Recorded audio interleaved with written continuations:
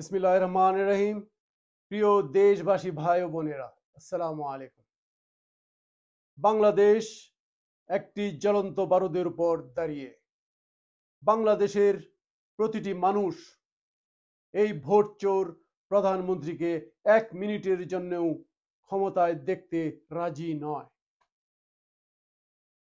তবে কাজটি বাংলাদেশের মানুষের জন্য অতি সহজসাধ্য হবে না।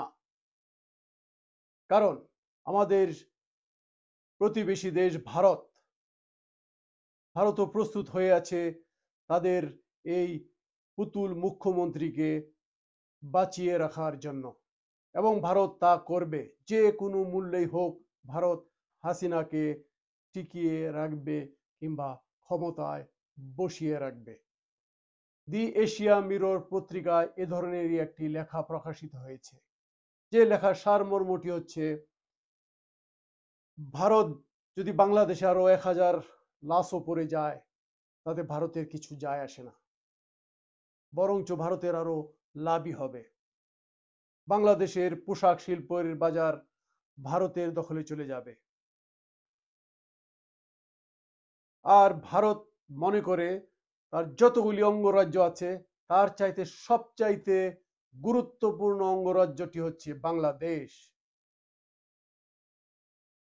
আর এই অঙ্গরাজ্যের র্যাব, পুলিশ, আর্মি, বিচার বিভাগ, আমলা, সচিব সবই ভারতের রয়ের নিয়ন্ত্রণে। এবং হাসিনার চাইতে প্রভুভক্ত কুকুর ভারত হয়তো এদেশে আর কাউকেই খুঁজে পাবে না।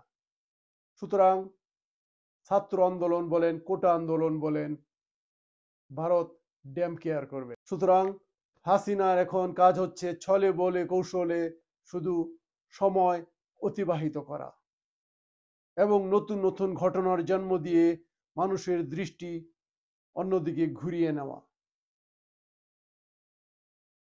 এই কুখ্যাত হাসিনা হয়তো ভাবছে সময়ের পরিবর্তনের সাথে সাথে মানুষের মনও পরিবর্তন হয়ে যাবে। ঘূর্ণিঝড়, টর্নাডো, জলোচ্ছ্বাস, কালবৈশাখী ঝড় এটা শুধু ক্ষণিকের ঝড়। এরপরে সবকিছু শান্ত হয়ে যাবে এবং তিনি আজীবন বাংলাদেশের ক্ষমতায় বসে বাংলাদেশকে শাসন করবেন। ভারতের পা চাটা মুখ্যমন্ত্রী হয়ে তিনি বাংলাদেশের মানুষের মুখের উপর, ঘাড়ের উপর ছড়ি ঘোরাবেন। জয় বাংলাদেশ, বাংলাদেশ জিন্দাবাদ।